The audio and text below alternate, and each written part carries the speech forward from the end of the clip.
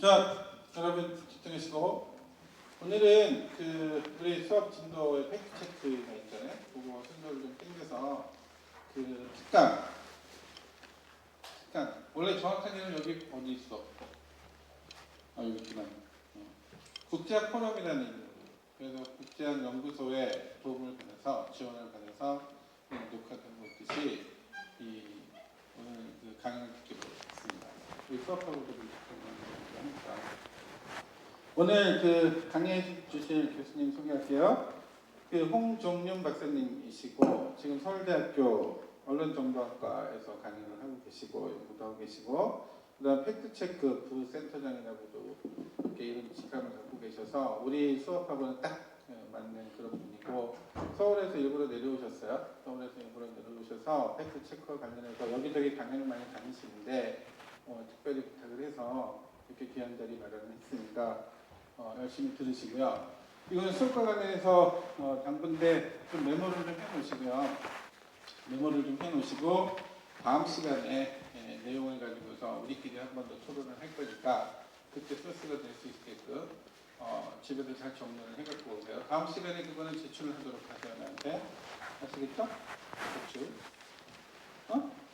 어떤 내용으로 강의를 들었는지 어떤 의문점이 있거나 감상했는지 간단하게 메모를 써서도 상관없으니까 적어가지고 나한테 A4 한 장으로 한 장까지 안 써도 돼. 조금만 써도 상관없어요. 자, 학번하고 이름하고 수승을 적어서 정리해서 내도록 하세요. 아시겠죠? 네? 오늘 그냥 듣고 잘 메모하시고 자, 그러면 홍정문 박사님 모시고 강의를 듣도록 하겠습니다. 박수로 맞아주시죠.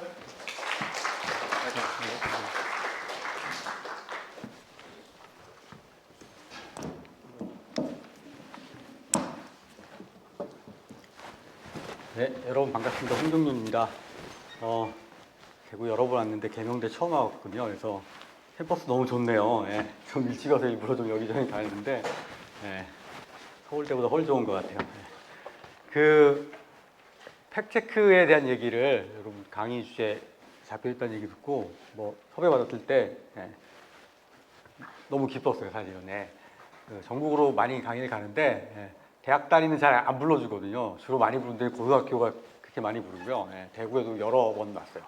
고등학교. 심지어 여기 도서관에서도 되게 관심을 많이 표명을 해서 근데 대학은 대구에서 계명대가 처음이에요.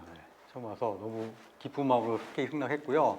여러분 이미 많이 들어봤을 거예요. 가짜 뉴스, 페이크 뉴스 말도 많이 들었고 거기에 이제 대응하는 용어로 이제 팩트체크라는 말도 많이 들을 텐데 오늘 이 시간에 짧은 시간이긴 하지만 이 부분에 대한 지식을 조금이라도 여러분 늘리면 될 것 같아요.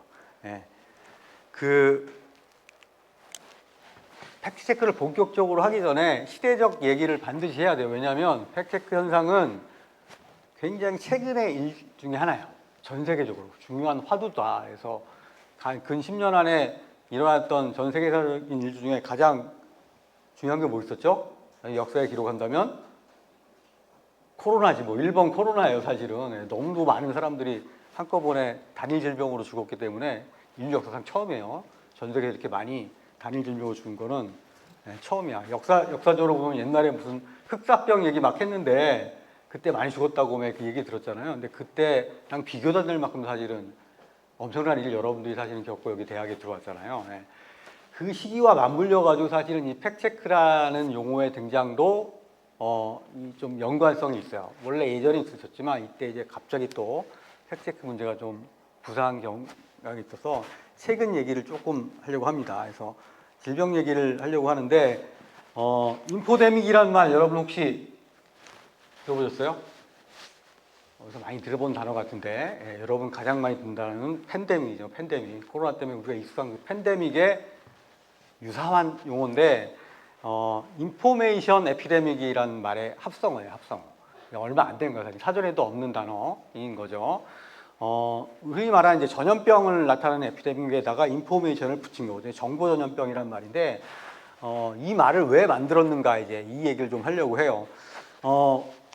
흔히 말하는 이제 전염병은 왜 무섭냐면 전염되니까 무서운 거거든. 나만 걸리는 게 아니라 막 이렇게 한꺼번에 확 돌고 거기 이제 치명적이다. 코로나처럼 걸리면 정말 치명률 사망일 확률이 되게 높다 이러면 더군다나 무서운 병이잖아요. 그래서 이런 병들이 사실은 역사적으로 굉장히 많았고, 근데 이제 인간의 의학이 발달하면서 그런 것들을 되게 컨트롤 해왔어요, 이때까지. 그런데 갑자기 컨트롤하지 못한 상황이 이번에 코로나 때 우리가 한번 경험한 거죠. 근데 사실은 코로나 이전에 한번 여러분들은 기억이 좀 없을 것 같긴 하지만 유사한 경험들이 사실 있었어요. 그때 생겨났던 용어가 인포데믹이라는 용어예요. 자, 다시 설명하면 전염병인데 정보 전염병이고, 정보가 전염병처럼 번지는 거예요. 근데 좋은 정보는 아무 상관이 없겠죠. 나쁜 정보가 전염병적으로 퍼져서 생기는 문제가 이제 발생을 하니까 이거지 인포데믹이란 말을 우리가 쓴 거거든요. 언제 생겼냐면 2003년에 생겼어. 여러분들 태어났을 전후쯤이죠. 예, 그 이후에 태어난 사람도 있었고, 빨리 태어나신 분들은 그 전에도 아마 있을 것 같은데, 그때 사스라고, 예, 정말로 인류가 처음으로 이 공포에 떨던 시기가 있어요. 저는 아직도 기억을 해요. 아직 생생한데, 이게 뭐냐면 이름이 중증 급성 호흡기 증후군. 이름도 힘들죠. 예. 그런데 저 오른쪽 꼭대기에는 저 모양 어디서 많이 봤죠?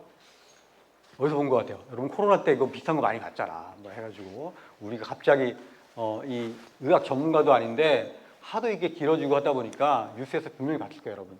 되게 코로나 바이러스랑 비슷하게 생겼죠, 사실은. 예. 실제로도 그래요. 여기 보면 알겠지만 코비드2라고 써있어요. 저기 좀 끝에 잘 보이는지 모르겠지만 호흡기와 관련된 어떤 병이 생겼는지 뭔지 모르니까 이렇게 이름을 붙였어요. 줄여가지고 우리는 사스라고 했거든요. 근데 이게 왜 무서웠냐면 코로나 똑같은 건데 이게 어떤 질병인지 대처가 안 되는 거예요. 실제로 걸리면 이제 죽을 확률이 되게 높고 그러니까 심지어 어떤 일이 벌어졌냐면 아파가지고 병원에 갔는데 진료를 하던 의료진들이 죽는 거예요. 예, 갑자기 전염이 돼서 이런 일 때문에 공포가 확산이 됐어요. 걸리면 죽는 병이 이렇게 되니까 엄청나게 정말 그 공포적인 심이 생겼던 건데 물론 이제 컨트롤 그때 하긴 했는데 초창기에 어떤 문제가 있었냐면 이게 어떤 질병인지 모르니까 이게 어떻다더라라는 헛소문들이 막 돌기 시작하는 거야. 이게 막 도는 게 더 큰 문제가 되는 거지. 오히려 왜 방역을 빨리 해야 되는데 그래서 여러분 잘 아시는 국제보건기구 뭐죠? WHO라는 데서 야 이게 사스 대응도 중요한데 이 허위 정보 대응이 훨씬 더 중요하겠다 해가지고 처음으로 만들었던 용어가 바로 인포데믹이라는 용어예요. 그게 갑자기 이제 그때는 이제 컨트롤 어떻게 보면 잘한 거고 정말 전 세계적으로 컨트롤이 안 된 일이 벌어진 거는 코로나 때인 거예요. 이때 역시 마찬가지 상황이죠. 코로나도 이게 대응이 안 되고 너무나 이제 치명률 높고 막 이러다 보니까 이제 우왕좌왕했는데 전 세계적으로 근데 사스만큼 통제를 못하니까 더 큰일 났겠죠. 전 세계적으로 퍼집니다. 이러면서 사스하고는 이제 비교할 수 없을 정도로 큰 이 유언비어 루머 뭐 허위 정보들이 막 범람하는 거예요. 이게 이제 문제가 되니까 WHO가 정말 처음에 이제 막 고민하다가 이 부서를 하나 만들었어요. 인포데믹 매니지먼트라는 부서 일종의 특공대를 만든 거죠. 그래가지고 이 코로나에 관련된 허위 정보를 차단하는 게 중요하다. 이래야 이제 방역도 되고 뭐 되는데 이게 너무나 이 허위 정보가 사람들한테 만연하다 보니까 방역 잘 안 되는 거예요. 뭐 정부가 뭐라 발표해도 안 믿고 유튜브에서 뭐가 누가 얘기하면 그거 믿고 하는 것도 여러분들 뉴스에도 많이 봤을 거예요. 사실 그랬기 때문에 그만큼 사실 정보라는 것들이 되게 중요하구나. 특히 허위 정보에 대한 대응하는 것도 중요하구나 이런 생각을 갖게 된 거죠. 자, 인포데믹이란 말은 이렇게 유래는 간단히 하고 이제 중요한 얘기를 해야 되니까 사실은 근데 생각해 보면 허위 정보라는 것들이 최근에 갑자기 등장한 건 아니에요. 여러분 잘 아시겠지만 어떤 사람은 인류의 역사와 함께했다는 사람들도 있어요. 그럴 거 아니에요. 예. 그리고 허위 정보가 가장 범람하는 때 여러분 잘 알아요. 언제야? 선거 때, 이럴 때. 내가 일단 이겨야 되니까 일단 뭐 이 상대방 후보에 대한 비방 이게 이제 법적인 경계를 넘어가면 이제 법적 처벌도 받지만 그렇지 않은 것들 막 그 유언비어나 기타 등등으로 이제 막 맡아도 여러 용어들이 있잖아요. 이런 거 돌아다니는 경우가 있었어. 인류가 이제 그런 것들을 경험해 본 거는 아닌데 갑자기 지금부터 문제야라고 생각을 한 게 바로 이 코로나하고 이전에 있었던 사스 이런 것들이 결정적인 역할을 하게 된 겁니다. 지금 이제 인포데믹에 대한 얘기를 좀 자세히 할 건데 왜 지금 문제인가 이게 핵심이에요. 옛날부터 있었는데 굳이 지금 라는 건데 여기 인수분해를 해보면 크게 세 가지가 있습니다. 인포데믹을 구성하는 요소들. 첫 번째는 일단 병원이 있어야 되잖아요. 이게 허위 정보입니다. 뭔가 해악을 끼치는 허위 정보 병원이 있고 두 번째는 역시 전염병처럼 퍼져야 된다니까 이제 퍼지는 현상이 있어야 될 거 아니에요. 전염력이 있어야 되고 세 번째가 중요한데 이제 빠른 속도가 중요한 거예요. 전염병이 아주 느릿느릿 전염되면 아무 의미가 없어요. 허위 정보도 마찬가지인데 퍼지는 속도가 빠르지 않으면 언젠가 차단하는 것도 좀 쉬운데 이게 어느 순간 확 퍼져서 전 세계로 퍼졌어. 이게 걷잡을 수 없는 거잖아요. 이게 코로나 때 많이 봤지만 우리가 한번 방역이 뚫렸다 그러면 그냥 금세 이제 그 나라를 지배하는데 며칠 안 걸리는 거거든요. 이게 이제 문제예요. 세 가지를 얘기를 해야 될 것 같은데 제일 먼저 여러분들이 오늘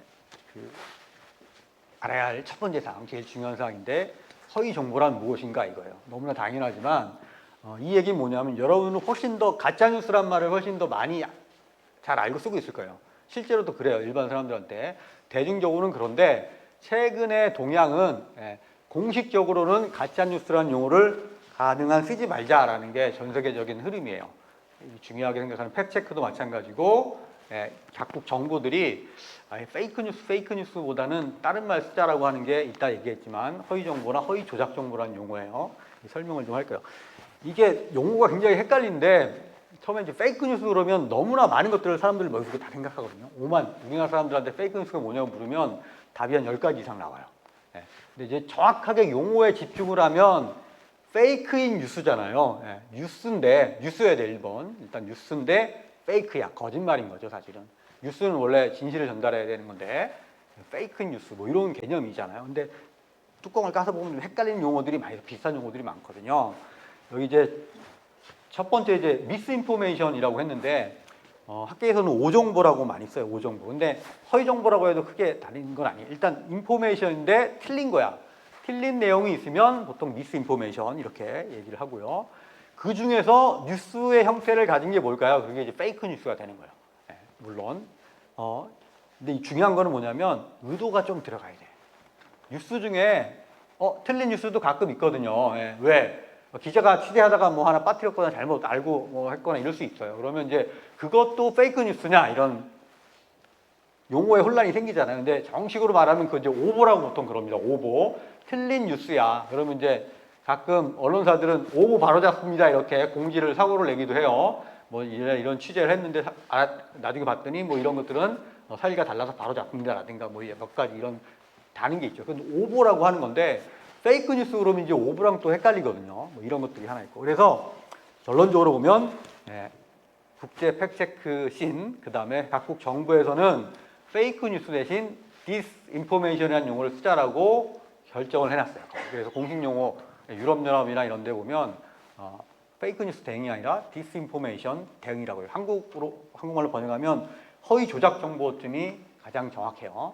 허위 정보 그러면 아까 미스인포메이션이랑 또 구분이 좀 안 가잖아요. 미스는 좀 폭넓은 개념.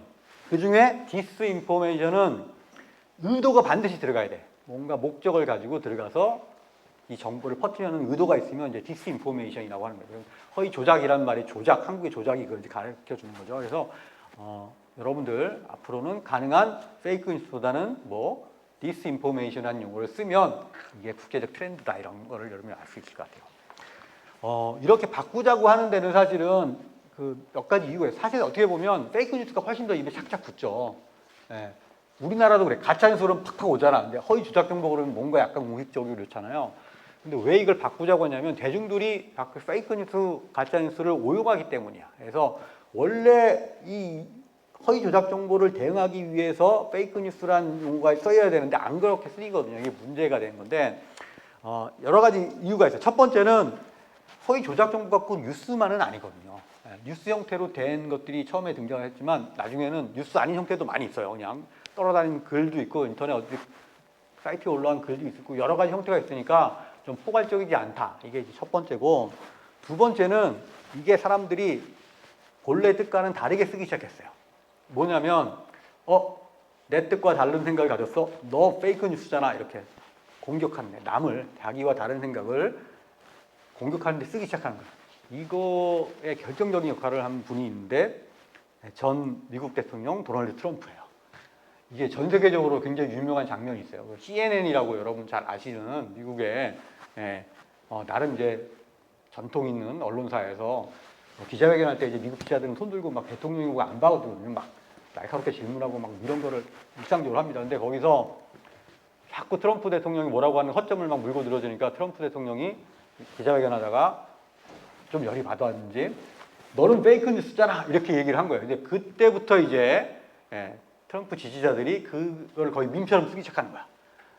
상대방 공격할 때 넌 페이크 뉴스 이러다 보니까 페이크 뉴스 대응하자고 해놨더니 이게 뭘 대응해야지 헷갈리기 시작하는 거죠. 이거 안 되겠다. 오염된다 사람들이. 해가지고 페이크 뉴스 폐기자라고 하는데 결정적인 역할을 했어요. 그 다음에 이제 세 번째도 중요한데 페이크 뉴스 자꾸 하다 보니까 사람들이 뉴스에 대한 신뢰도가 자꾸 떨어져요. 전 세계적인 현상이에요. 전 세계적인. 보통은 이제 언론이라는 것들은 뉴스라는 것들은 세상에 온갖 일들이 벌어지지만 그나마 좀 믿을 만하게 정제돼서 공신력 있는 기관이 사람들에게 전달하는 게 목표예요. 그래서 이 정도의 언론사 정도의 뉴스면 내가 믿을 만하다는 생각을 가져야 되는데 가면 갈수록 자꾸 떨어져. 그게 뭐 인터넷에 뭐 잘 알지도 못하는 무슨 듣보잡 용어 쓰면 잘 안 되는데 어쨌든 알지도 못하는 그런 이상한 언론사가 아니라 굉장히 전통 있고 역사 있고 사람들이 믿을 만하다고 생각하는 언론 보도에 있어서 사람들이 안 믿기 시작하는 거야. 그게 이제 문제가 되는 거죠. 물론 그 언론사라고 100%다 오버 없는 뉴스만 내는 건 아니죠. 하지만 그래도 어쨌든 정제된 형태의 뉴스를 전달했던 사람인데도 불구하고 아까 했지만 너 페이크 뉴스 이렇게 하기 시작한다는 거죠. 사실은 한국이 가장 문제예요. 여러분 그거 아세요? 전 세계 이제 그 뉴스 수용자 조사하는 그 로이터 저널리즘 연구소라는 데서 해마다 하는 게 있어요. 주요 국가들 이제 언론과 관련된 수용자 조사를 하는데 거기서 뉴스에 대한 신뢰도 조사를 하거든요. 거기서 가장 신뢰도가 낮은 나라가 어딘지 아세요? 보나 마나지 한국이에요. 대한민국이야. 거의 꼴찌하고 꼴찌에서 왔다 갔다 막 이래. 그만큼 한국 사람들을 언론을 신뢰하지 않아요. 여러분 잘 알잖아요. 뭐라 그래요?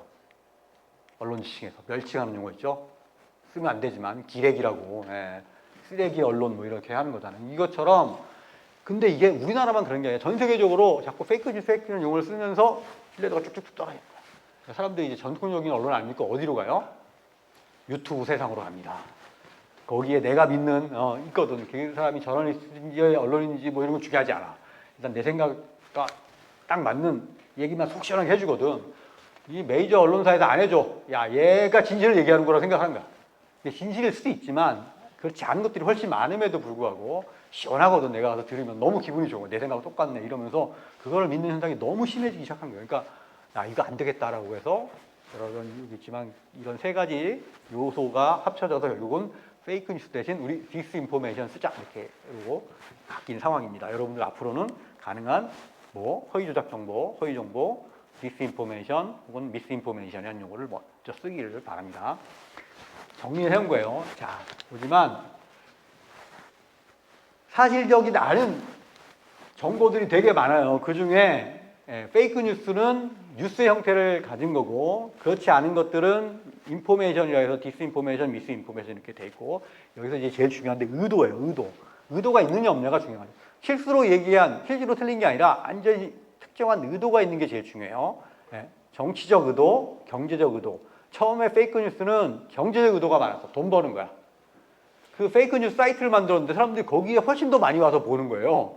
그게 뭐야? 거기 광고 달아가지고 돈을 벌기 시작하는 거야. 이게 돈이 되네 그러니까 온갖 페이크 뉴스를 만들어가지고 돈 버는 사이트들이 생겼어요.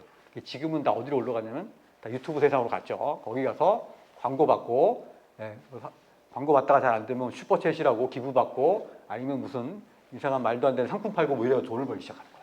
이게 돈이 되거든요, 사람들이. 기부도 해, 심지어. 몰게 되니까. 이런 문제가, 이런 특정 의도가 들어간 것들이 훨씬 더 나쁜 정보이기 때문에 그런 것들이 이제 들어간 밑에 허위 조작 정보, 그다음에 페이크 뉴스 이런 것들이 가장 문제가 되는 거라고 볼 수 있을 것 같아요.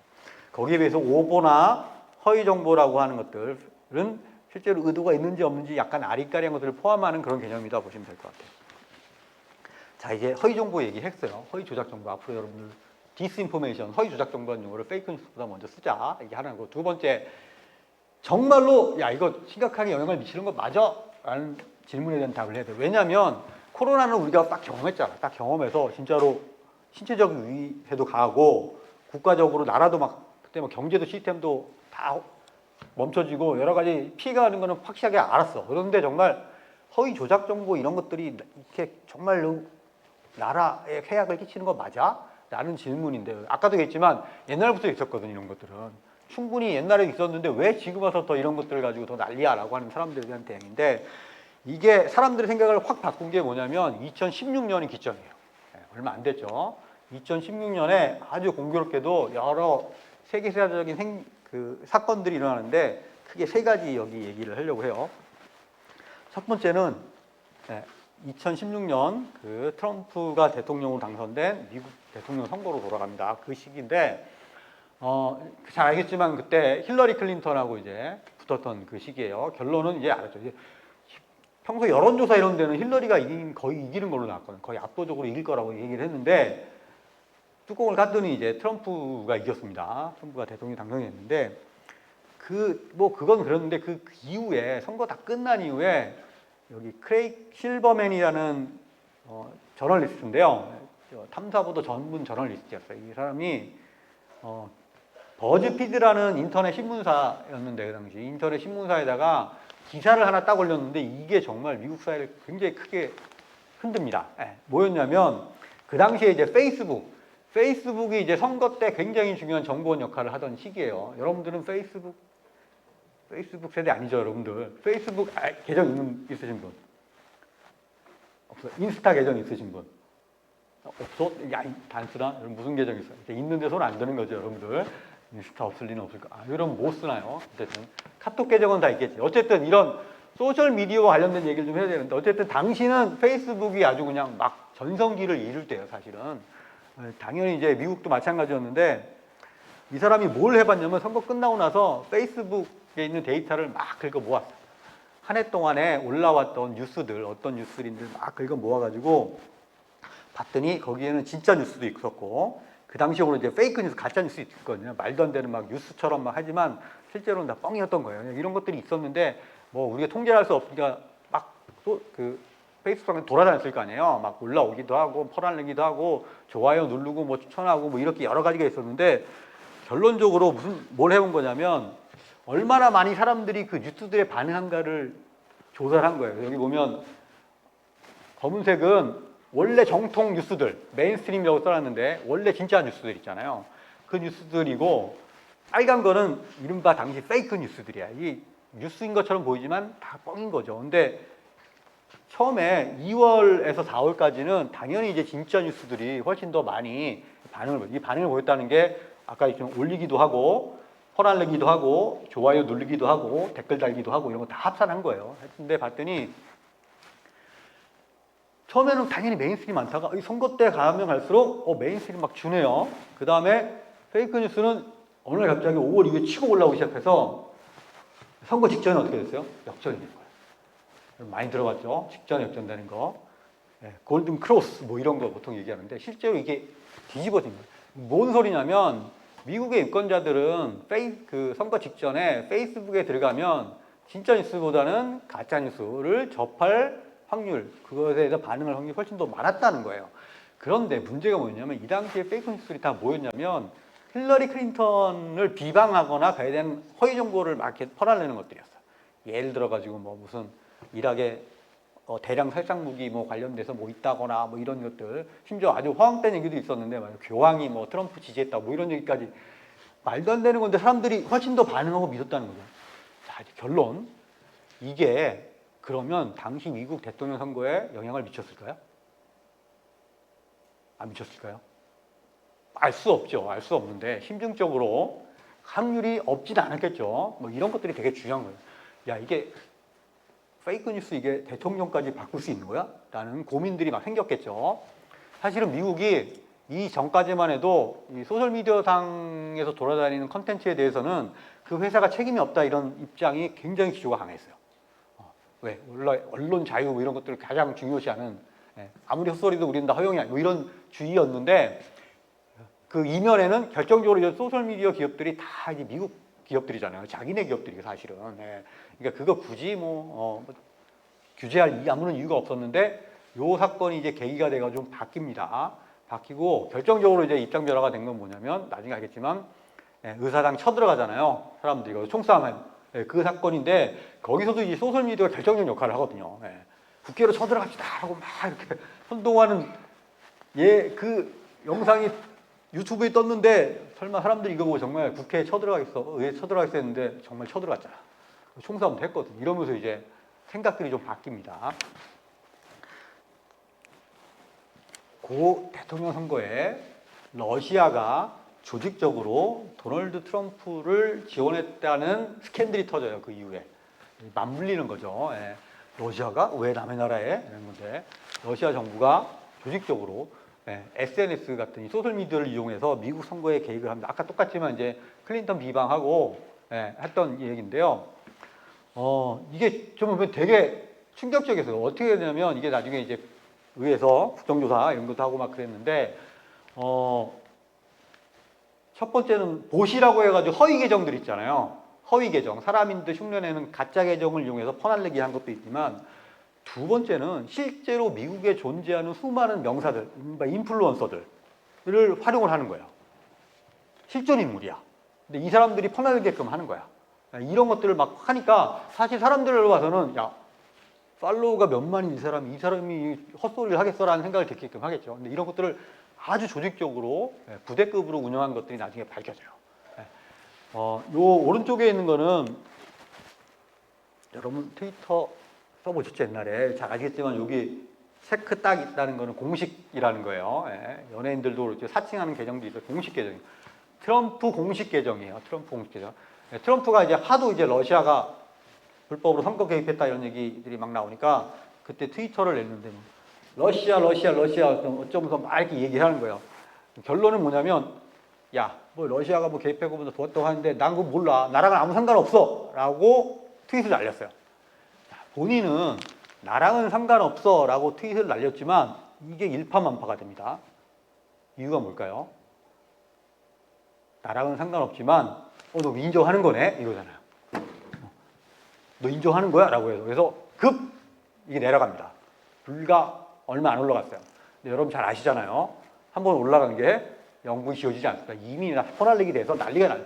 트럼프 팔로잉 하는 사람이 몇 명이겠어요. 다 퍼날리기 돼 있는 상태에서 끝나. 지금은 이거 찾아볼 수 없어요. 여러분 혹시 아시는지 모르겠지만 트럼프는 트위터로부터 계정 차단을 당했습니다.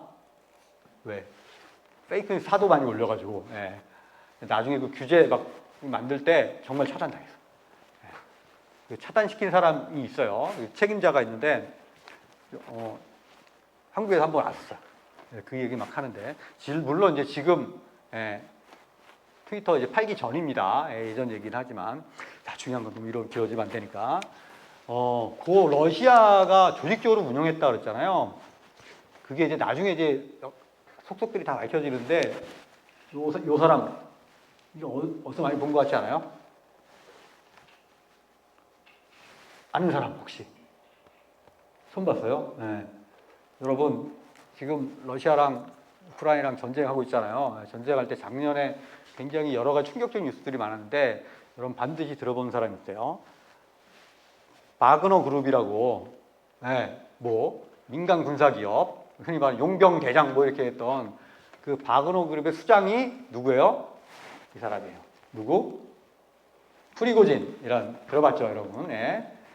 뭐 푸틴의 오른팔이니 왼팔이니 했던 이런 사람인데 민간 군사 기업이라는 게 뭔지 아시죠? 용병 남의 나라 가서 치안 대실해주고 뭐 이런 건데 사실은 이 사람이 이거를 넘어가는 사람들이에요. 결정적인 직업은 그건 이제 하나의 뭐 물론 이제 용병그룹 민간 군사 군대를 운영을 했어요. 근데 결정적으로 그보다 더 먼저 한 거는 바로 이랬던 아까 인터넷 회사라고 차려놓고 만든 여론 공작 부대예요. 그거를 뭐라고 하냐면 푸틴의 트롤이라고 해요. 공식 명칭이에요. 공식 명칭. 푸틴의 트롤 여러분 뭔지 아시죠? 그 트롤이에요. 이게 왜 나왔냐면 이런 어떤 식으로 했냐면 실제로 그냥 러시아에서 한 거야. 그냥 일반적인 건물에 회사를 운영해서 인터넷 회사인데 거기 출근해가지고 출근한 사람들을 앉아가지고 뭘 하냐면 아까 공작하는 거야. 오늘 너의 미션은 뭐야? 라고 해가지고 그 허위조작 정보를 어떻게 언제 어떻게 퍼뜨리는지를 하루 종일 그것만 하는 거야. 일종의 여론 공작을 하는 거죠. 이런 식을 통해서 미국 선거에 개입을 했던 거예요. 그 부대가 있었을 거 아니에요. 그 사람이 무슨 군인이 아니에요. 여러분들한테 알바생 뽑은 거예요. 알바 모집, 고수익 보장, 1시간에 뭐 얼마, 뭐 이러면서 금융 뽑은 사람들을 가지고 모아놓고 그걸 시킨 거야. 이게 이제 어떻게 알려졌냐면, 이제 소문만 있었는데, 요, 제시카 아로라는 핀란드 탐사보도 기자, 저널리스트예요. 역시 기자는. 자기가 소식을 듣고, 정말 그래. 해가지고 정말로 그 공장에 취직을 한 거예요. 취직을 해서 이렇게 하는 모습들을 다 본 거야. 근데 그 같이 이제 여론 공작하던 그 사람들이 자기를 뭐라고 했냐면, 야, 우리는 푸틴의 트롤이지, 이렇게 얘기하는 것에 나온 용어가 바로 푸틴의 트롤이에요. 이 공장을 운영했던 사람이 바로 프리고진이에요. 자, 무슨 소리냐면 이런 건데, 예를 들어가지고 아프리카 어디에 무슨 치안 담당으로 계약을 맺어요. 그 국가랑. 예, 거기 가지고 뭐 치안도 유지해주지만 가장 중요한 건, 예를 들어서 그 아프리카 무슨 독재 대통령이다 그러면 그 사람의 정권을 보위해 주는 거야. 가장 중요한 건 군사력도 있지만 이런 허위 정보, 그 다음에 이제 반정부 여론들 차단하고 한 이런 것들을 같이 풀 패키지로 해주는 사람이 사실. 그거를 누구 위해서 했겠어요? 당연히 이제 러시아를 위해서. 자, 지금은 이제 밝혀졌어. 이제 어떤 게 아니면 러시아가 미국 선거만 개입하는 게 아니에요. 거의 전 세계 모든 선거에 개입했어. 특히 유럽, 자기네들이 굉장히 이해관계는 유럽에 있는. 근데 생각해보세요. 유럽연합 여러분 알고 있죠? 거기에 나라가 몇 나라 있어요. 선거를 얼마나 자주 할까요? 거의 매번 선거예요. 예. 돌아가면서 하기 때문에, 그러니까 그거를 계속 공장식으로 운영했던 기업인 거죠. 자, 여기 지금 SBS 뉴스라고 나와 있죠. 여러분 SBS 뉴스 가서 프리고진 치거나 용병대장 치거나, 이게 지구살롱이라는 프로그램인데, 제시카 아로가 한국에 한 번 왔어요. 예. 작년에 와가지고 발표하고 뭐 이런 걸 했을 때, 세미나도 하고 했을 때 SBS 기자가 가가지고 단독 취재를 한 거야. 인터뷰하자 그래서 인터뷰했는데, 이 내용을 인터뷰한 거를 프로그램을 만든 게 바로 지구살롱이라는 데 들어가 있어요. 그러면 거기 프리고진이 진짜로 어떤 사람인지 줄줄 나오니까 한번 꼭 기회 되실 때 가서 보면 될 것 같아요. 여러분 잘 알죠? 프리고진 죽은 거. 예. 작년 그 러시아 우크라이나 전쟁 와중에 쿠데타 해가지고 난리 났잖아요. 예. 그래가지고 이제 정말 푸틴 끝나는 거냐, 뭐 내전이냐 막 난리가 났는데, 뭐 결론적으로 잘 아시겠지만 뭐 진격하다가 다시 뭐 망명하는 걸로 합의 보고 뭐 갔다가 나중에 비행기 사고로 죽습니다. 뭐 지금 잘 아시겠지만 거의 소련 푸틴이 죽였다라는 게 정설이라고 얘기하면 안 되는데, 어쨌든 그걸로 거의 인정하는 분위기인데 알 수는 없지만 비행기 사고로 죽습니다. 뭐 이런 운명을 달리하는 사람이라서. 두 가지 얘기했죠. 근데 다 이제 미국 대통령 선거와 관련되네요. 그 다음에 이제 또 중요한 사건이 2016년에 있었는데, 여러분 아시지만 영국이 브렉시트라고 해가지고 유럽연합 체제 안에 들어가 있다가 투표해가지고 나오죠. 네, 떨쳐 나옵니다.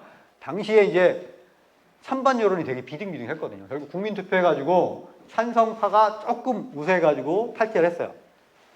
그런데 끝나고 나서 그 투표 기간에 양 진영에서 막 선전전 했을 거 아니에요. 왜 우리는 탈퇴해야 되는가, 왜 우리는 남아야 되는가 가지고 막 했을 때, 그 주장들, 주요 주장들이 있었는데, 탈퇴파 주장의 핵심이 뭐냐면 영국이 유럽연합에 착취한다 이런 거야. 우리 청년들 일자리 다 뺏기고 있다, 괜히 여기 들어가지고 우리끼리 하면 잘 먹고 잘 살 수 있는데, 뭐 이런 얘기부터 해가지고 온갖 그 주장들이 있었는데, 투표 끝나고 나서 막 그 내용들에 대해서 막 이렇게 팩체킹을 해보니까 팩체커들이 거짓이 너무 많았던 거예요, 사실은.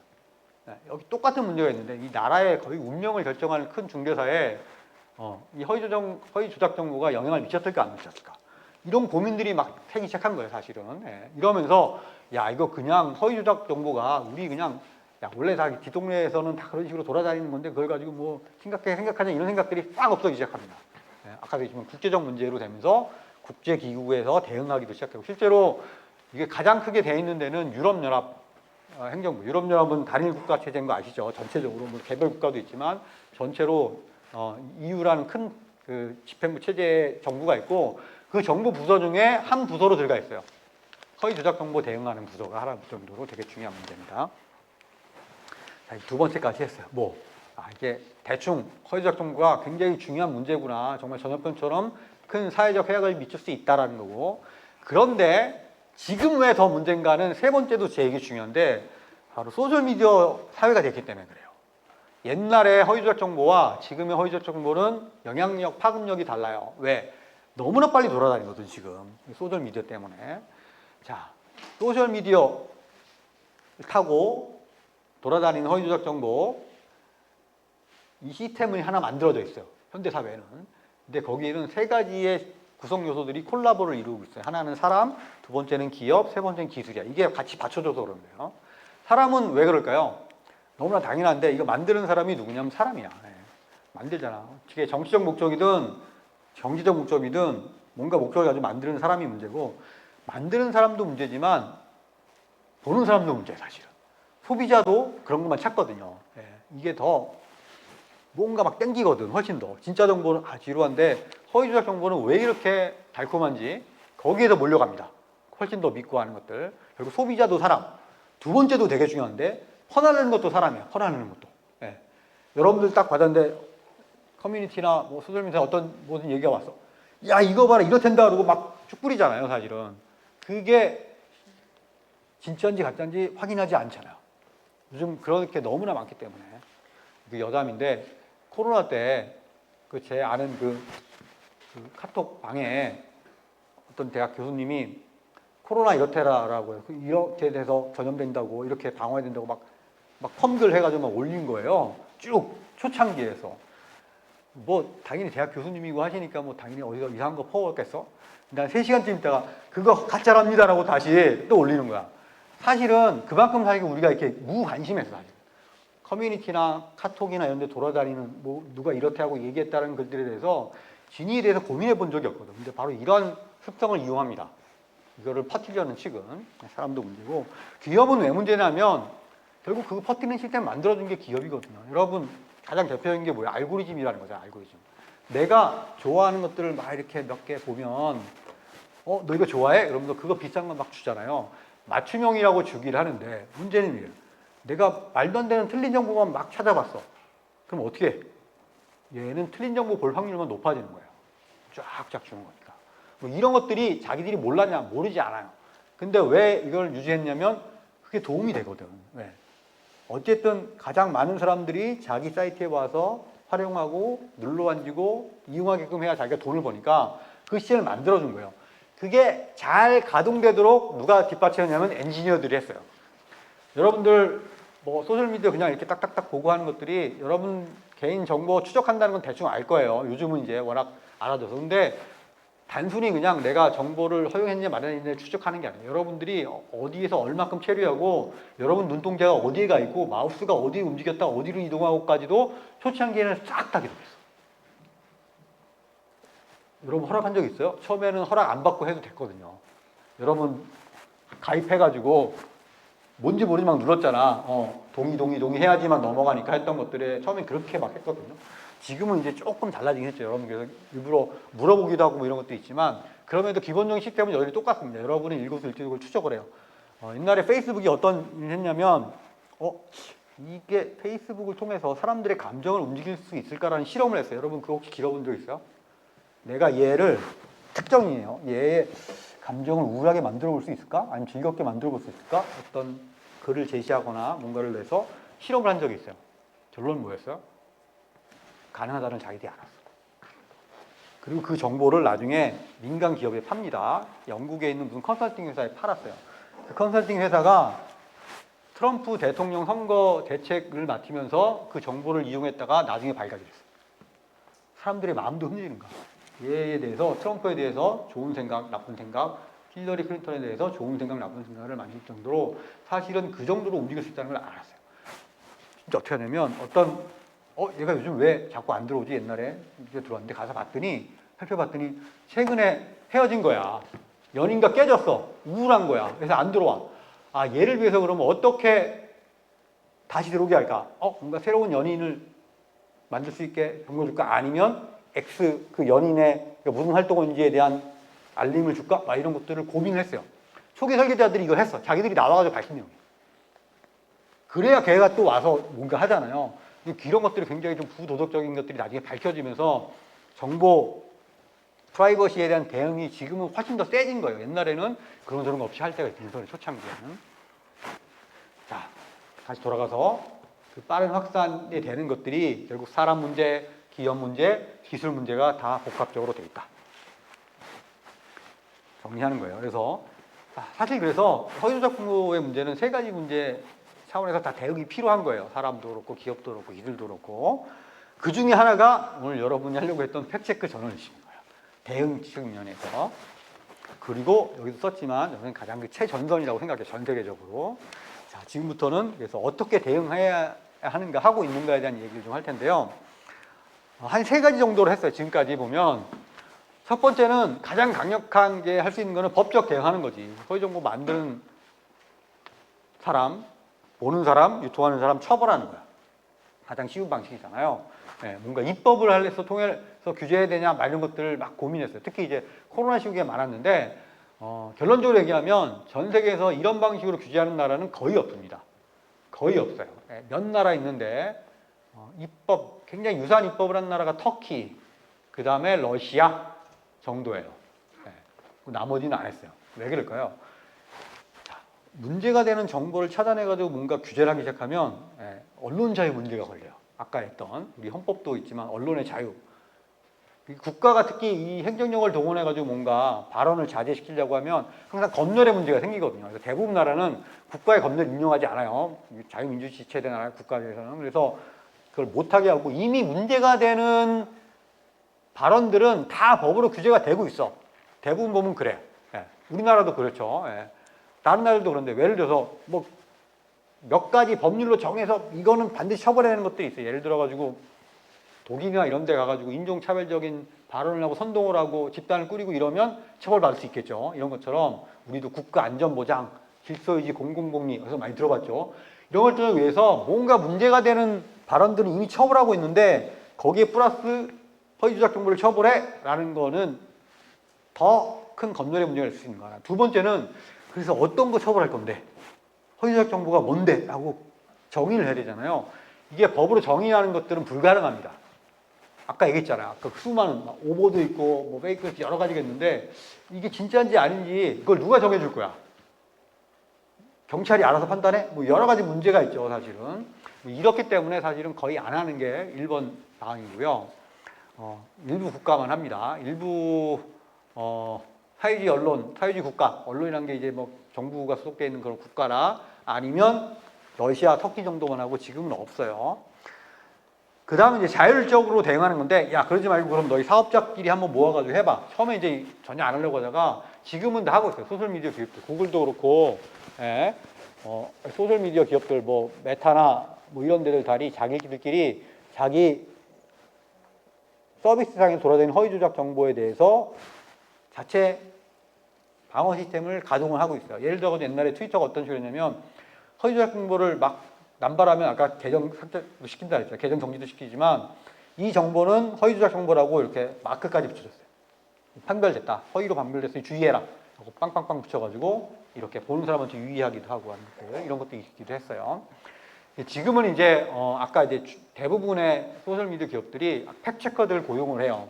아까 팩체커 이제 얘기할 건데 이 팩체크를 전문으로 하는 사람들을 집단이나 기관들을 구용을 해서 자기 정보를 보고 그런 그 허위적 정보를 발견해내고 유통하는데 완전히 차단시키든지 아니면 덜 속력하게 하든지 이런 노력들을 하고 있습니다.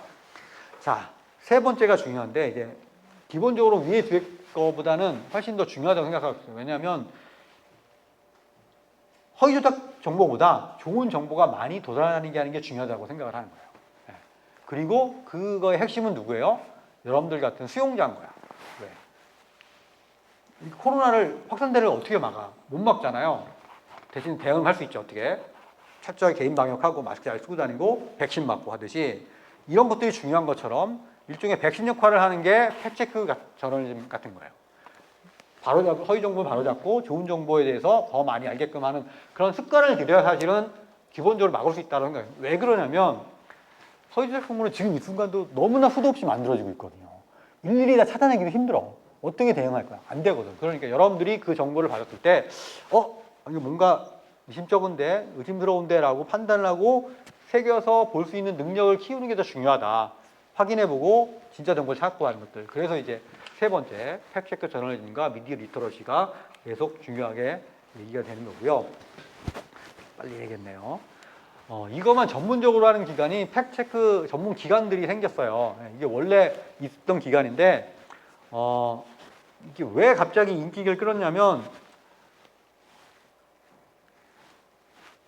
여기 지금 보면 이게 팩트체크의 결과물을 보여주는 건데 이전에 언론사들이 안 하던 것들을 하기 시작했어요.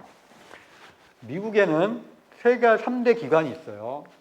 폴리티팻, 워싱턴 포스트 팩트체커, 팩트체크 ORG라는 기관이에요. 3대 기구입니다. 가장 역사도 깊고 선도적으로 하고 있어요. 폴리티팩트하고 팩트체크 ORG는 이제 전문 기관이고, 워싱턴 포스트는 여러분 많이 들어봤죠. 그 언론사에서 별도 이 기구를 만들어가지고 운영하는 건데, 특정한 진술문에 대해서 이렇게 진실, 대체로 진실, 절반의 진실, 대체로 거짓, 거짓, 완전 새빨간 거짓말 이런 식으로 마크를 붙여주기 시작했어요. 워싱턴 포스트 팩트체크는 어떻게 하냐면 피노키오 코로 개수로 해줘요. 그래서 4개면 완전히 거짓말, 3개, 2개, 1개로 올수록 그 정도가 조금씩 낮아지는 것들, 이런 것들이에요. 예를 들면 이런 식으로 하는 거죠. 그래서 여기 보면 이제 트럼프가 무슨 발언을 했다 그러면 그거는 새빨간 거짓말이에요. 마찬가지인데, 뭐라고 하면 이런 식으로 마크를 붙여주는 것들, 가장 명확하게 알려주는 거죠. 이런 것들로 이제 시작을 해서 인기를 끌었어요.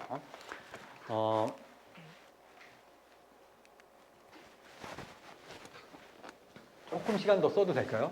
네. 그러면 좀 약간 천천히 빨리빨리 하면 돼서.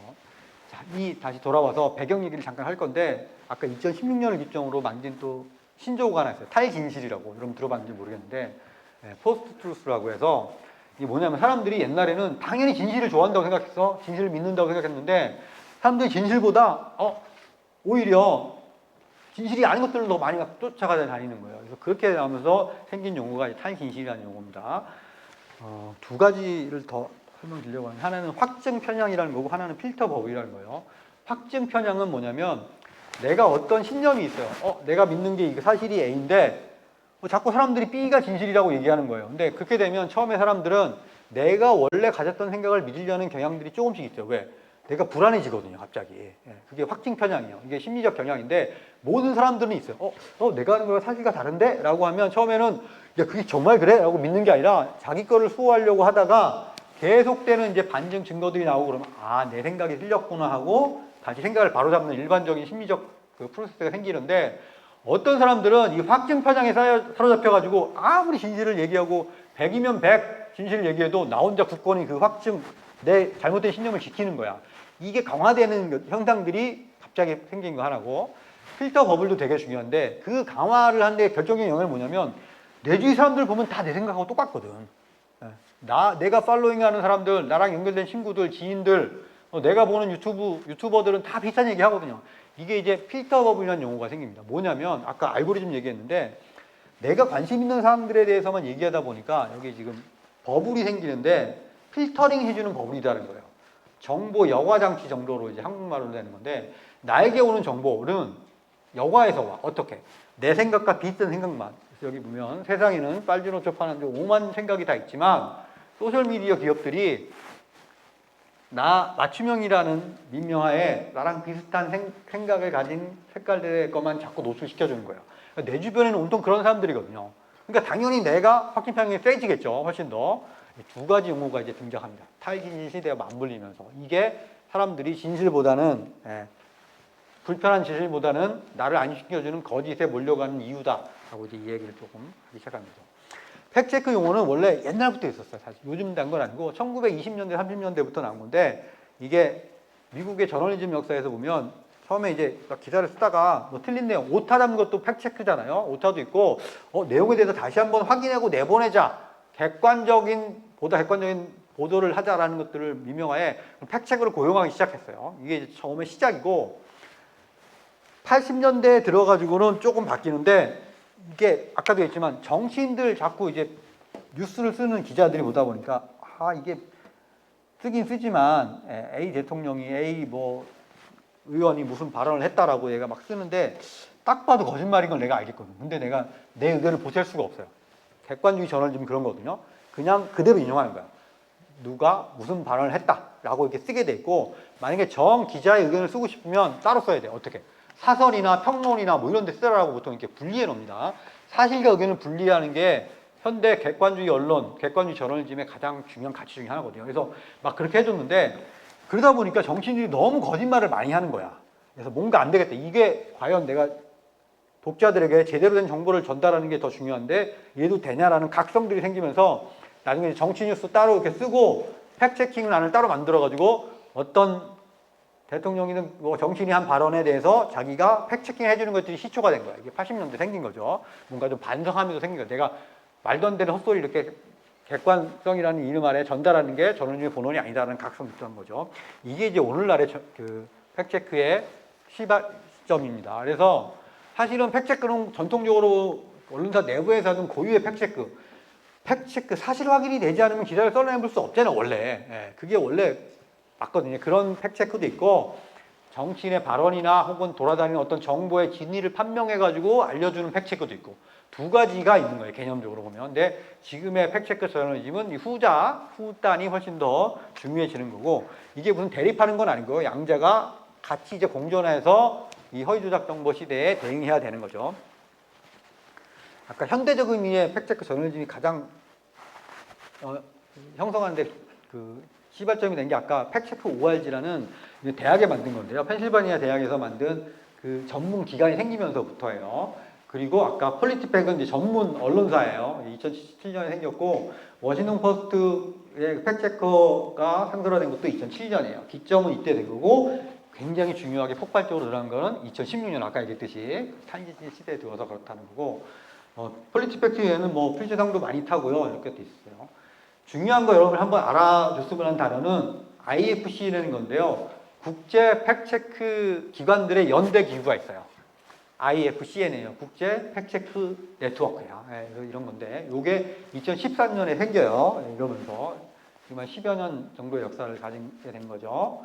거기서 팩트체크는 뭐고 이런 식으로 하자라고 자기의 이제 강령도 만들고 하는 것도 좀 있고요. 한국에서는 제가 몸담고서 그렇지만 2017년, 또 16년 바로 직후죠. 거기에 우리도 한국에 대선이 있었던 시기인데 그때 서울대 언론정보연구소에서 SNU 팩트체크라는 기관을 처음으로 만들어서 언론사들을 모아가지고 본격적인 팩트체킹을 하기 시작했어요.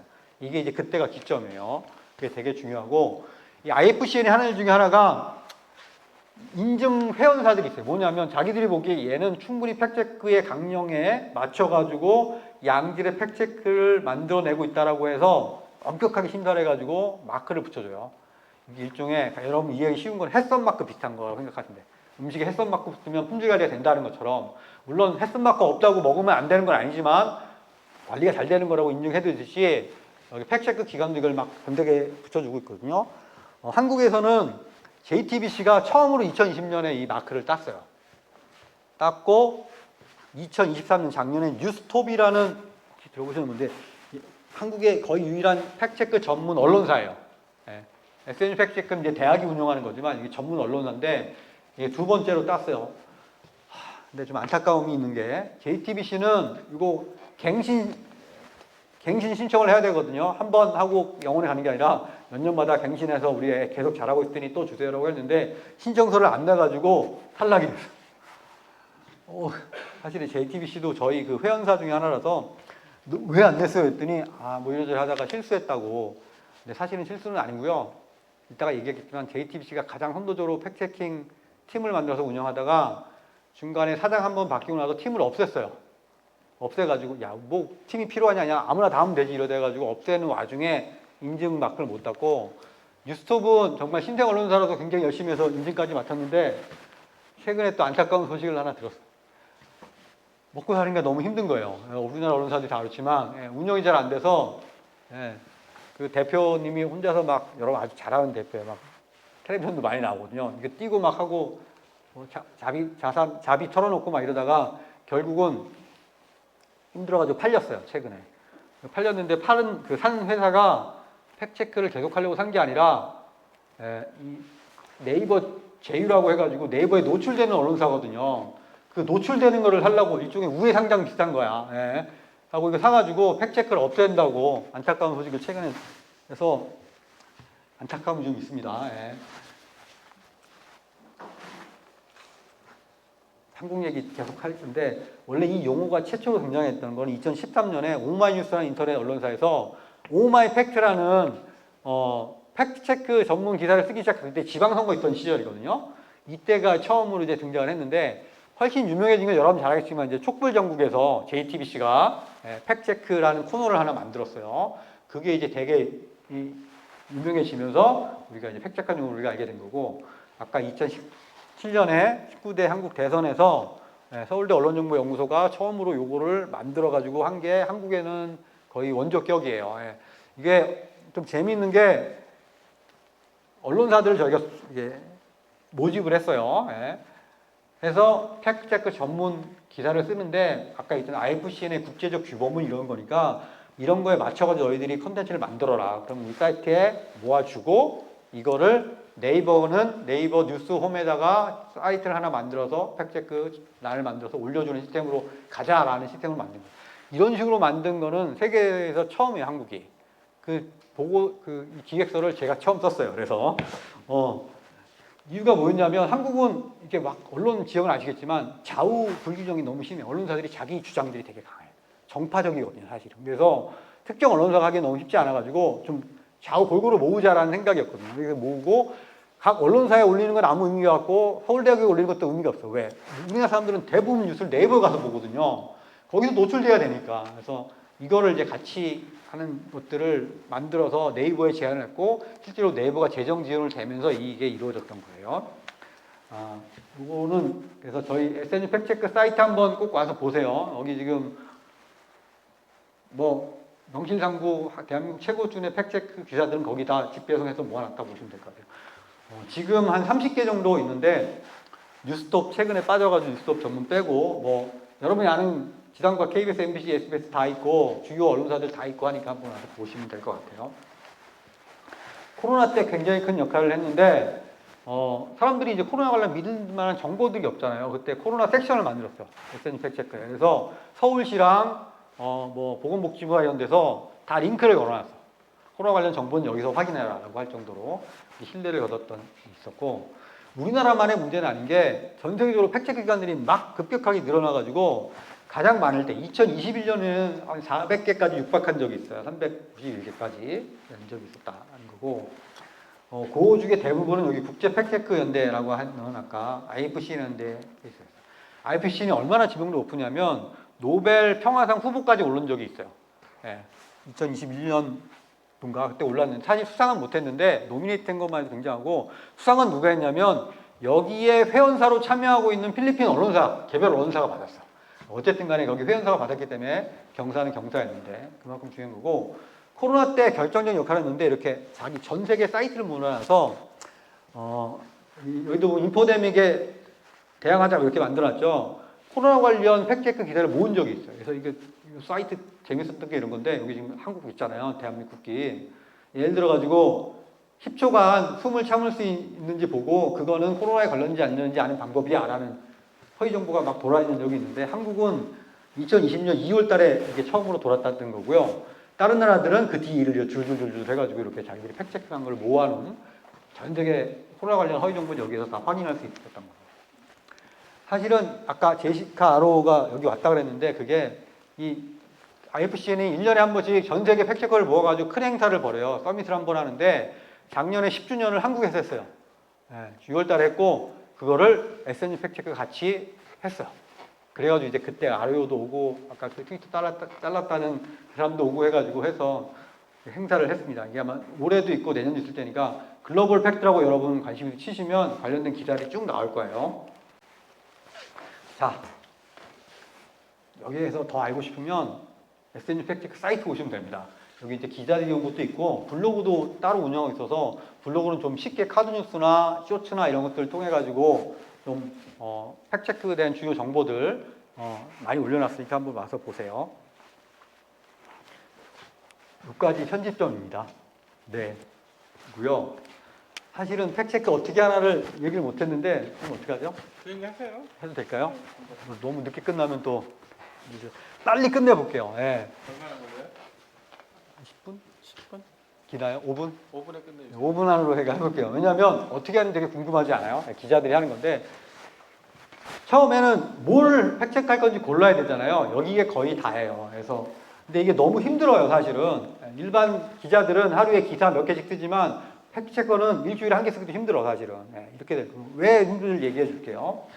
이게 보통 기자 능력도 있어야 되지만 데이터, 검색, 분석, 수집 모든 능력들이 다 들어가 있어요.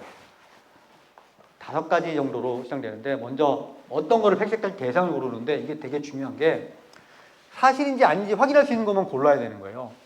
너무나 당연한 거지 무슨 소리야. 어떤 것들은 의견의 영역에 있는 것들이 좀 있거든요. 예를 들어가지고 홍종류는 미남이다. 이거 팩트체크 할 수 있어요? 없어요? 홍종류 접니다. 예. 이거 있어요? 없어요? 객관적으로 갈 수 있나? 있어 없어? 없었죠. 왜? 이유가 뭐예요? 사람마다 다르거든. 저희 김명수 교수님 물어보면 미남이라고 할 테지만 여러분들 동의 안 할 수 있거든요. 물론 반대일 수도 있지만 근데 어쨌든 중요하게 의견의 영역으로 들어가면 실제로 내가 팩트체크를 뭐에 근거하지 이런 것들이 좀 생겨요. 근데 이게 좀 쉽지 않은 것들이 있어요. 왜? 단순하지가 않은 게 여론조사 해보면 되잖아요. 여러분 100명 조사했는데 99명이 미남이라고 했어. 그럼 미남 아니야? 이게 여론조사하는 방식 아니야? 찬반해가지고 할 때 하는 것들. 이러면 되는 거 아니에요? 공식적인 기관에 의뢰 여론조사 기관에서 저로 하니까 그렇지만 뭐 조인성이 미남이냐 아니냐 이런 걸 가지고 할 수는 있잖아. 막 헷갈리기 시작합니다. 그래서 근데 이건 이제 판단하는 거죠. 기자들이 그 순간순간 판단했는데 어쨌든 간에 중요한 거는 의견의 영역은 안 된다는 거예요. 가치 판단은 안 되는 거 하나고. 근데 그러면 아무거나 다 해도 돼? 아니고요. 중요한 걸 해야지. 우리 일상생활에 가장 중요한 거, 홍종용 미남 이런 거 안 중요하잖아. 근데 정말 사람들에게 관련 있고 중요하다고 생각하는 것들 하나 하고 세 번째는 아무리 중요해도 객관적 증거를 들이밀 수 있어야 돼요. 팩트체커들이 가장 힘든 게 뭐냐면 하다가 보니까 증거가 좀 모자라. 분명히 뭔가 나올 것 같은데 안 나와. 그러면 그 아이템은 폐기해야 되는 거예요. 이게 이제 첫 번째고 그래서 뭐 설명한 거예요. 팩트 영역, 검증 가능한 영역, 객관적 증거를 낼 수 있는 영역만 해야 되지 의견이나 가치 판단의 영역은 하면 안 된다는 거고 소스 해킹이라는 거 있는데 그렇다고 아무거나 다 해주면 안 돼. 아까 했지만 이거를 이용해 먹는 사람들도 있어. 허위조작 정보, 페이크 뉴스 만드는 사람들은 오히려 팩트체크 당하는 걸 좋아합니다. 왜? 더 확산이 되거든요. 예전에 트위터가 이거 허위 정보라고 딱 마크 붙였다 그러잖아요. 라벨을 붙였는데 라벨링 붙인 것만 믿는 사람들이 있었어요. 거꾸로. 왜? 우리 아까 했지만 우리 필터 버블 안에서 우리 지지자 안에서는 야 이거 붙은 게 진짜야. 다른 거 믿지 마. 이렇게 되거든. 그래서 굳이 확산시킬 필요가 있는가 하는 것들도 고민해야 된다는 게 하나고요. 어렵죠. 일단 정해지면 자료조사를 하는데 자료조사는 여러분들 턴페이퍼 쓰는 거 아니면 뭐 이 과제하는 거랑 비슷해요. 5만 자료 조사하고 요약하고 해서 증거를 대는 거예요. 사실은 정확히 말하면 이제 논문 쓰는 건데 석사 논문, 박사 논문 쓰는 거랑 비슷한데 온갖 자료 조사 다 하고 참고문헌 조사하고 인터뷰 필요하면 하고 이런 것들 다 해서 객관적으로 공통되는 부분 이 정도는 충분히 내가 증거로 들이밀릴 수 있다는 것을 찾아내는 것들이 중요해요. 시간도 오래 걸리고 어렵겠죠. 처음에 어떻게 하냐면 발언자한테 먼저 가서 아니면 그 정보의 소스에 가서 너 이거 왜 이렇게 발언했어? 아니면 이거 어디서 근거를 낸 거야? 라고 물어보는 걸로 시작을 하는 거예요. 쉽지 않습니다. 그리고 직접 조사한 것만 해야 돼. 남들이 뭐라고 했다 이런 것들은 안 됩니다. 다른 언론사에서 이미 한 거. 그럼 걔가 한 거지 내가 한 게 아니잖아요. 그래서 언론사들은 반드시 자기 조사를 하게 돼요. 세 번째는 증거 한두 개 가지고는 안 돼요. 여러 가지를 찾아야 돼. 그래서 근거를 대야 그때서야 이제 오케이가 되는 거예요. 세 번째 근거도 공신력이 있어야 돼.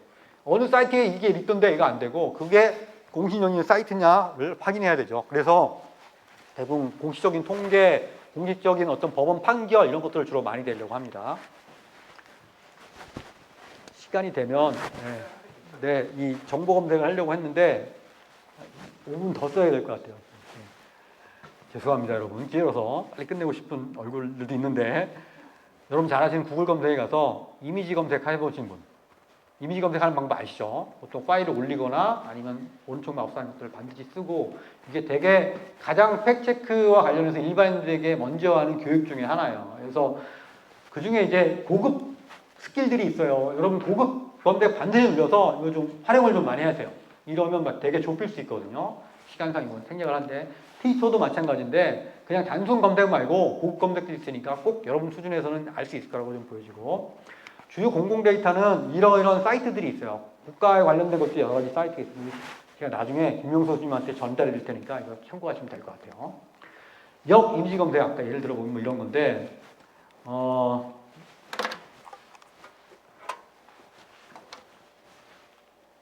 여러분 해보세요. 시간 관계상 안 해봤을 거. tin이라고 있습니다. tinei.com, tinei.com인데 이것도 되게 좋은 게 뭐냐면 가서 이렇게 검색을 해보면 조금 다른 기능들이 있어요. 예를 들어가지고 올라온 순으로 이렇게 정렬을 해줘. 그러면 이 최초에 이거를 누가 올렸는지를 알려줘요. 예를 들어서 어떤 요즘 뭐 그런 거 많이 있잖아요. 딥페이크도 이런 식으로 많이 하니까 영상이든 이미지든 뭔가 의심이 되는 것들을 캡처를 해서 여기다 올려주면 최초에 이게 언제 올라왔는지를 확인할 수 있는 기능들이 있어요.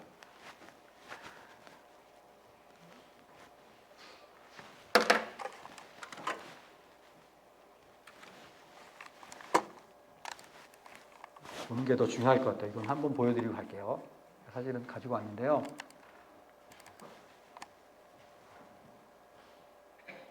여기까지만 하고 예를 들어서 이런 게 있었는데 사건반장이라고 JC 프로그램에서 동해안 어디 해안에서 좀 민망스럽지만 남녀가 여기 무슨 보트, 패들에 타고 성행위를 하고 있다 이런 영상을 보도를 한 적이 있어요. 물론 이제 뉴스는 아닌데 사건반장이거든요. 근데 JTBC에서 나와 저 이거 보다가 실시간 봤거든요. 깜짝 놀랐어요. 한국에서 저런다고? 저 말도 안 되는데. 근데 저걸 또 JTBC가 보도를 했는데 그냥 막 했을 리는 없는 거고 확인도 안 했을까라고 했는데 순간 의심이 돼가지고 실제로 제가 캡처를 했어요. 들어가서 캡처를 해가지고 구글에 이미지 검색 걸렸거든. 그랬더니 수르륵 나와요. 이거 딱 봐도 이런 동그라미가 굉장히 느낌이 이상하잖아요. 이런 게 그 소스에 있었거든. 찾았더니 아니나 다를까 스페인의 어디 해변으로 따는 거야. 허위 정보였던 거야. 근데 이미 JTBC 나오고 다른 언론사들이 받았어가지고 쫙 뉴스로 퍼진 다음이에요. 여러분 기존 언론사라도 문제가 있고요. 그러니까 요거 이게 뭐냐면 철새들 있잖아요. 새들이 막 이렇게 호수에 유영을 하는데 어느 날 갑자기 얘가 군무를 하는데 새 모양이 된 거예요. 이렇게. 이거 진짜일까요, 가짜일까요? 이런 것들을 이제 검색을 하면 돼요, 여러분들이. 검색을 해가지고 아까 T9로 돌렸는데 이렇게 나와요. 근데 딱 보면 이제 이게 당연히 해외 사이트들이 많이 나오는데 문제는 이 사이트의 신뢰도 여러분들이 좀 알아보는 게 필요하잖아요. 여러 가지 나오고 아까 검색 에서 요게 지금 T9이 돌렸던 건데 올리스트, 그러니까 가장 먼저 나온 걸 보였더니 데일리메일이라는 영국의 언론사가 나온 거예요. 예. 이 데일리메일이 신뢰할 만한 언론사예요? 판단 능력이 있어야지. 가서 실제로 봤더니 그 동영상이 있어요. 찍은 동영상 중에 하나를 캡처한 거야. 우연히 딱 잡힌 거야. 사실 새들이 날다가. 근데 그게 다 왔다는 건 되게 중요하잖아요. 그래서 이런 식으로 진위 여부를 판단하는 능력을 여러분들이 하나 가지면 좋겠어요. 여기까지만 하겠습니다. 그리고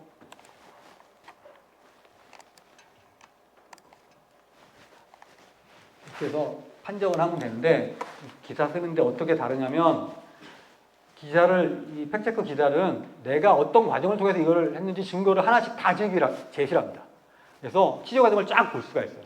그냥 결론만 내는 것들이 아니에요. 여러분들이 그 증거들 하나씩 들어가서 검색해보고 할 수 있어요. 그 SNU 팩트체크 가서 사이트들이 어떻게 구성되는지 한번 보시면 될 것 같고요. 판정 아까 한다 그랬잖아요. 근데 판정할 때도 되게 심사숙고해요. 왜냐하면 이게 다른 언론 기사는 그냥 내면 바로 잡히면 되지만 팩트 체킹했다고 했는데 틀리면 어떻게 될까요? 치명적인 거예요. 그러니까 예를 들어서 레드팀 운영하는 팀이 있어요. 반대 증거만 찾는 팀이 있어요. 아까 JTBC가 팀 운영할 때 그렇게 했어요.